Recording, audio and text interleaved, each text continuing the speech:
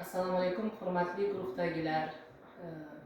Men Hamza va Malika Eshmurodovna 1976-yil 30-mart kuni tug'ilganman.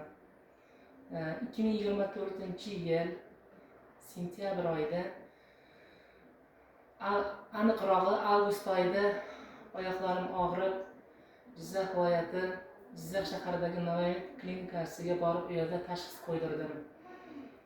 Rentgen tashxislariga ko'ra, ikki oyoq tovonlarimda shpora kasalligi chap oyoqda boshlangan, o'ng oyoqda anchagina o'sgan suyak o'sishi kasalligini qo'ydi tashxisni.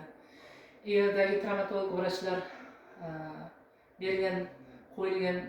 menga belgilab bergan dorilar bo'yicha unchalik foydasini ko'rmadim. Dorilarni oldim, ukollarni oldim, lekin foydasini bilmadim.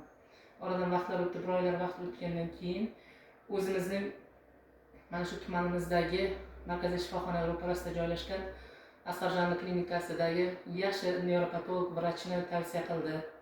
Shu vrachga kelib, mendagi kasallik nimalarini ko'rsatdim. O'sha tomografiya, rentgen nusxalarini ko'rsatganimdan keyin Isomadel ismli vrachdan juda ham minnatdorman.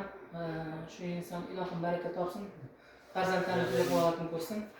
Meni oyoqlarimga ukollar qo'ydi. Mana shu ukollardan keyin oyoqlarim, o'sha chap oyog'im juda ham yaxshi, o'ng oyog'imda ozroq borki, lekin men ushbu muolajadan keyin o'zimni yaxshi his qilib, erkin yura boshladim va bu vrachimizdan juda ham minnatdorman. Xudo xolasa, mana shu tumanimizdagi menga o'xshagan ko'pgina kasallarning duosini oladi degan niyatdaman. Ilohim doim o'zim sog'-salomat bo'lsin. Hamma bemorlar sog'ayib ketsin. Tavsiya qilaman bu vrachni. Bo'ldi, menimcha. Hech kim bo'lib ketdi.